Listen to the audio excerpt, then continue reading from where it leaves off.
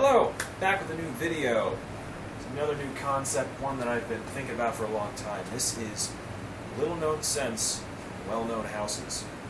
I want to take a look at some juices that may have flown under the radar a little bit from houses that you've definitely heard of, that are very well hyped, that get a lot of play in the community, but that you may not have tried, that you may not have heard of, that I think you should take a look at. So I've got 5 juices here, at least, well, 2 I've grouped together from different houses. Most of them are niche. I do have one designer. It's hard to find designer juice that is underhyped or underheard of because of the mass distribution, mass marketing. It's kind of hard for a designer juice to fly under the radar to the point that very few people have smelled it or even heard of it. But I did find one that I do have that I think really fits well into this category. So, we're going to start off from my favorite niche house, as you probably can guess, Tom Ford. And this one is from the White Musk line. This is soon to be discontinued. It is Musk Pure. Now, I just recently discovered this. I had a sample of it for a while. I just really never paid any attention to it. And I wore it one day, about a month ago, and really came to like it because the best way I can describe it to you is if somebody took CKB and mixed it with Amber Absolute. If you put these two together, you'll get something that's pretty close to this. It has the musky, clean freshness of CKB mixed with the resinous, a little bit heavier scent of Amber Absolute. I like to think of it as kind of an Amber Absolute light. It's its little brother. It's one that you can wear in warmer weather. Whereas Amber Absolute, a day like today in Boston, it was in the middle of a heat wave, I wouldn't even think of wearing this. Musk Pure, I could. It's a little bit lighter. It's not as heavy. It's not as thick. Think of it like they took the amber out of this and replaced it with very clean white musk. And that's what you get out of this. I know a lot of people don't like the white musk line from Tom Ford, and rightfully so, because it can tend to be very feminine. While some of them may be good layering fragrances, for instance, White Suede goes great with Tuscan leather, by themselves they can be very feminine. This one is not. This is the exception. This can easily be worn by a man by himself. It's quite unisex, but this one actually, I think, sways more to the masculine side. So, a little bit late for it. It is going to be discontinued, I think, at the end of this month. They're retiring it along with Jasmine Musk and Urban Musk, both of which are not very good. But this is definitely one to try out. Definitely one to try if you like Amber Absolute and you want to find a version of it to wear in warmer weather. So, if you want some info on this, get in touch with me and try and hook you up. Moving along, let's go to the Bond house. Now, Bond gets chided because, rightfully so, they release a lot of redundant, fruity, fresh, green, watery things that don't need to be released. There's a lot of, these are my Bond samples right here, and I could take out about 8 to 10 of them, and I wouldn't miss a beat because I have something else from there that smells identical. This one is a major exception to that rule. This is Saks Fifth Avenue for him. I only have a sample of it, as well as a little decant in there. This is a complete 180 from fruity freshness, watery. No, this is nowhere near that. This is chili pepper, bergamot, spice. There is the bergamot does add a little bit of freshness, enough to counteract the chili pepper, but this can be in-your-face chili pepper. The downside of it is it can be very much of a turnoff. My girlfriend hates this. She'd kill me if I wore this.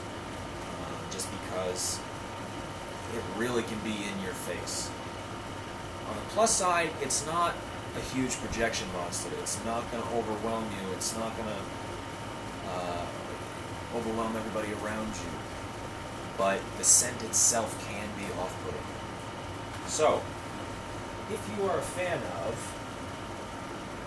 Mugler's Taste of Fragrance, this is one you need to try. The pepper notes in here are very similar. While this one doesn't have the same cocoa hint of sweetness that this one does, which is very Mugler-esque, this one really stays more true to the chili pepper note.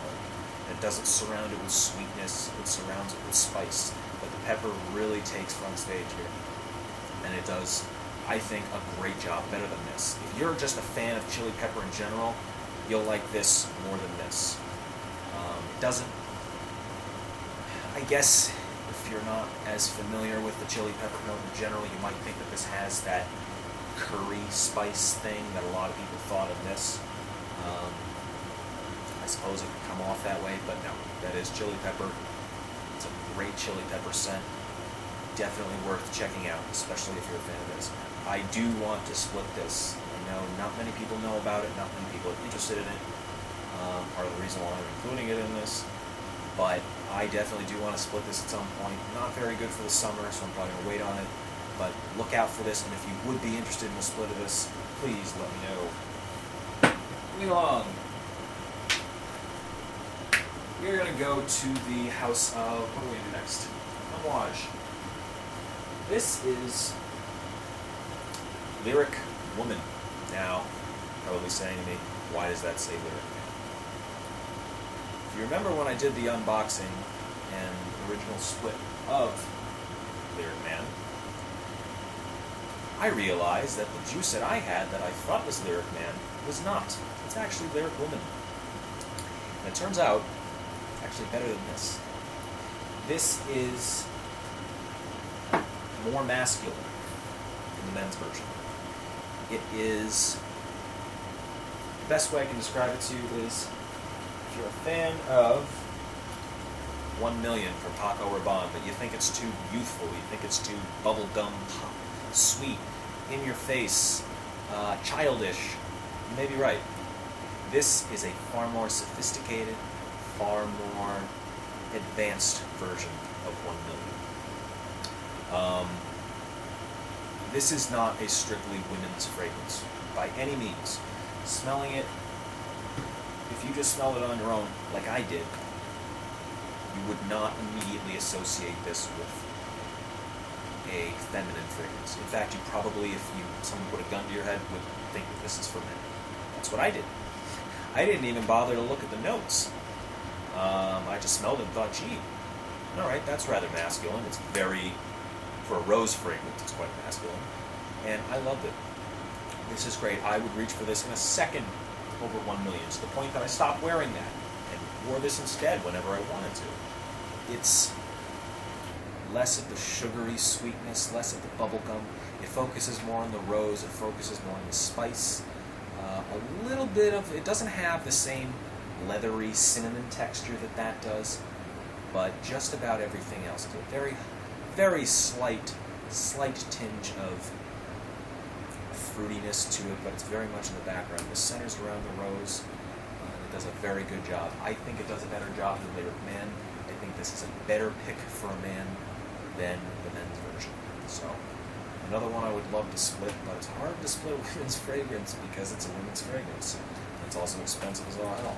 So, again, if you would be interested in the split of this, let me know. Alright, next, I'm going to do 2 of these at once here. And that is because, specifically the note. The next Thoughts on a Note video that I want to do is on the note of geranium. I think it's one of the most underrated floral notes and most misunderstood floral notes that exists. More so than rose.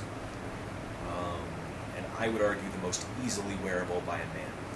So these 2, Geranium Pour Monsieur from Frederick Malle and Oud Flowers from Montal. Obviously, this tells you it's a geranium scent from them, and it is. And this one, It is a little. It does have a little bit of the redundant Montal oud floral combination to it, but instead of being an overwhelmingly rose-based fragrance, it mixes in the geranium and does it really well. Geranium by itself has it's kind of an oily floral. It's sort of the best way to describe it. It's not floral as you would commonly associate flowers, but I think both of these, this one does get a little bit of hype. Not much, but a little bit. Both of these are great offerings from each of their respective houses, and often get overlooked. Obviously, Mall gets overlooked. This one by Musk or Amouage, this one by things like Black Oud, Chocolate Greedy, and it can easily get lumped in with the redundant other Montals. I have Black Oud, but I also have Oud Rose Petals, and I have a Tar. They're identical, all three of them. I could mix them together and it wouldn't change. Don't do that with this one. This one is not one of the redundant Montal Ouds. Have a look at it. I don't know if I would split it. Maybe. This one I would definitely be inclined to. This is not, obviously there's no oud in here. This one has more of a licorice tinge to it. But both of them definitely worth taking a look at. So, the last one is going to be the designer. This one was a bit hard for me to find, because I did want to find a designer, because I think it is worthy of incorporating both designer and niche into this. So, this one really gets no hype. That's because it was not released in the United States. This is Loud from Tommy Hilfiger. Now, Tommy is not really a very overly respected house, certainly in YouTube, Facebook, Bass Notes community. They're pretty much known for their One Big Scent, the original Tommy. It was one of the best sellers from a long time ago. And since then, they've come out with a lot of really bad releases. They had Hilfiger in 1985, they had a True Star thing, they had a bunch of Tommy flankers in there. And a couple of years ago, they came out with this one. And I believe it was only commercially released in Europe. Never saw it in a store in the States, but I was able to get a bottle of this off of eBay. The notes in this were very appealing to me, especially for a designer house. The notes are patchouli, rose, and tobacco. Now, I'm endorsing this, but I don't fully like it. One of the reasons I don't like it is because there really is very little tobacco in it. Not much, if at all. It's very faint. As you can see, I've used quite a bit of it. You can see the juice is down about there. I've rarely, if ever, smelled much tobacco. There's definitely some patchouli in here. There's a lot of patchouli. There is a good amount of rose. Not the greatest rose note, but there's also something green. I sent a sample of this to a friend of mine over on Bass Notes, and his response of it was, I like it. There's definitely no tobacco. There's something green in here. Not just patchouli. There's something else that's green in here. So, this one will be harder to get your hands on just because it was not released in the U.S. You might be able to find it. I think this might still be on Tommy's website. You wouldn't be able to get it in like a Dillard's or a Macy's or any of that. But the reason I'm including this here is because for a designer fragrance, for a bottle of this is a 2.5 ounce. I think the retail price was like 50-something bucks on this, which means at a discounted rate you can get this much cheaper. For a designer scent, this is a really good offering because they tried something different. And that's what I like about it. This is not a run-of-the-mill designer scent. They may not have completely achieved their goal. This isn't very loud. Projection is not the best. Longevity is average to below average. But if you're a designer head and you want to find something that's different from the other designers that are out there, and so many designers right now that are coming out, they're flankers, they all smell the same. This is different. This is a different offering. You don't find too many designers that use rose. 1 Million is one of the few exceptions to that, especially rose for men. It is a very infrequently used note. I covered that in my video, Thoughts on a Note with Rose. being able to find it in a designer scent. And they did a pretty good job with it. For a men's rose fragrance, they did a good job. Especially for one that you can usually find pretty cheap. It is kind of tacky. The bottle is it's supposed to look like a loudspeaker. The cap is supposed to look like a sound knob. If you can get over that, if you could find this for like $30 somewhere, get it. I think you won't be disappointed by it. For designer juice from a house that generally, yes, it's a hyped house because of the original Tommy. It sold so well, so many people know it, so many people wear it. But this is not one that a lot of people know about. So, take a look at it. So that is that. Those are the 5 juices. Hopefully some potential splits out of this. Let me know if any of them appeal to you. And other juices that you think are overlooked from houses that are very well known in the community, very much hyped. I only went for ones that I have, because if I don't have it, I don't know much about it. It's hard for me to give an opinion about it. So, that's that. See y'all soon.